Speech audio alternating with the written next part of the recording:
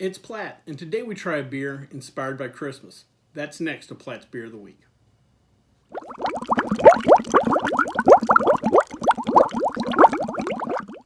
All right, the particular beer we're going to try today is the Stella Artois Midnight Lager.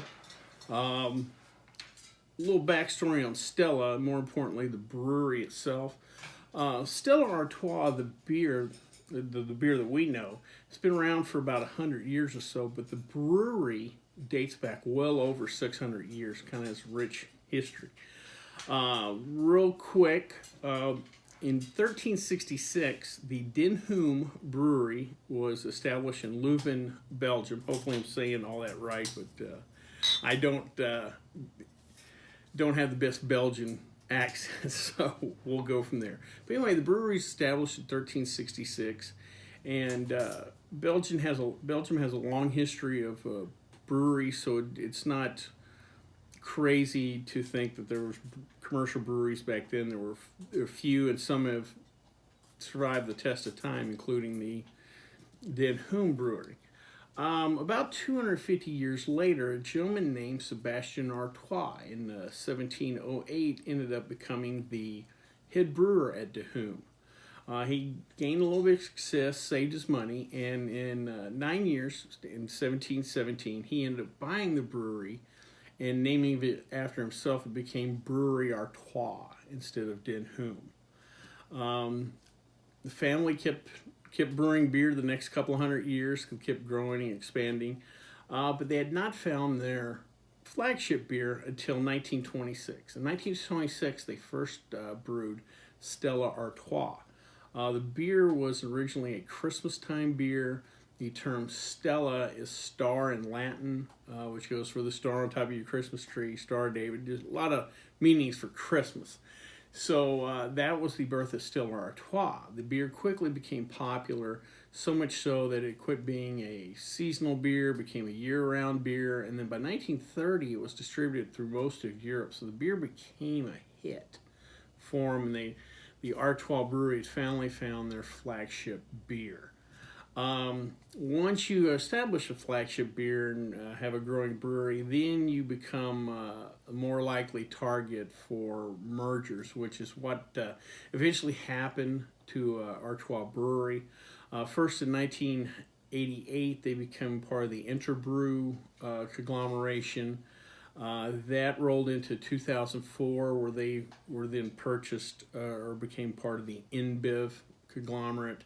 And then finally, the big step was in 2008 when Anheuser-Busch and InBev merged together. And so Stella now is part of the largest brewing company in the world, again with the power of Anheuser-Busch and their distribution backing them. So they are one of the giant breweries.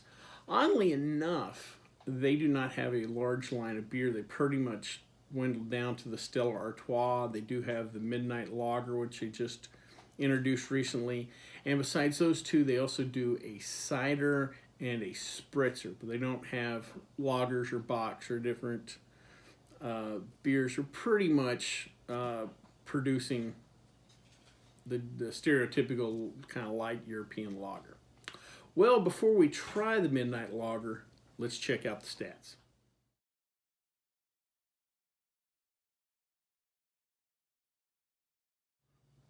Well, at the time of this recording, everybody's kind of on lockdown. It's just after St. Patty's Day, and pretty much all the bars, restaurants, stuff like that are closed. So we're all kind of at home looking for stuff to do. Well, I want to make a little suggestion, a little plea. Since you are already here on the Platt Art channel, I would suggest you check out some of my other videos. Reality is, if you're at home, and again, there's no liquor stores, no bars, you might want to learn to make your own. I have several videos on how to make beer, cider, mead, different homemade liqueurs. From what I gather, most places here in the U.S., North America at the time, there's still grocery stores open, so you can still have access to certain things to make these little projects. Again, just a fun way to kind of utilize the time and again, if you're lacking alcoholic beverages, something we could definitely correct. So I just want to give a little pitch to the Platt Art channel, some of my videos. I'll leave a link down below and a link at the end of the video to a couple of my videos, like I said, you might find handy, quick homemade wine recipes or limoncello recipes, something like that. But anyway, just a little pitch for the Platt Art channel. Might as well make our time productive while we're going to be at home. Well, let's go ahead and give this Midnight Lager a try.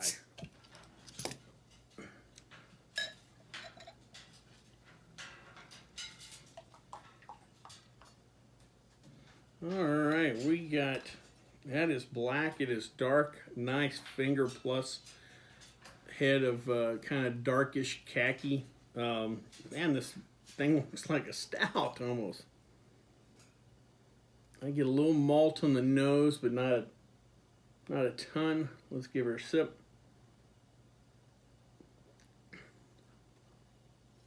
All right, that is nice.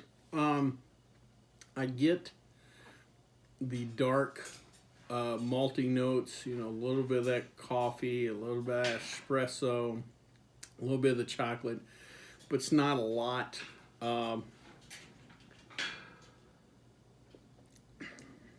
Body-wise, this is a medium minus. If you're expecting a Stella Artois, you know, when you drink this, it's not, you're going to be disappointed there. A little more body. Little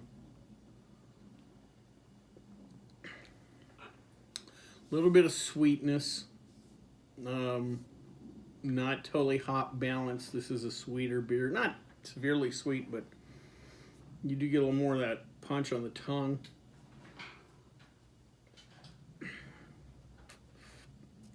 Nice beer. Actually, probably a little more malt and viscosity than I thought I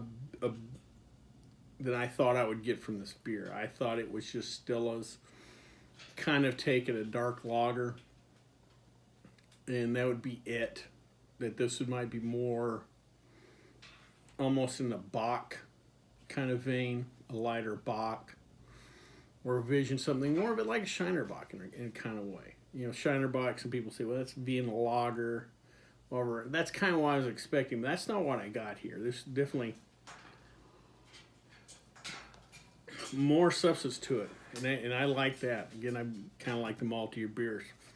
Overall, nice beer. Again, this is not a, you're not going to sip this or drink this like a European lager. You probably won't kill a whole 6-pack of these, but overall, nice beer.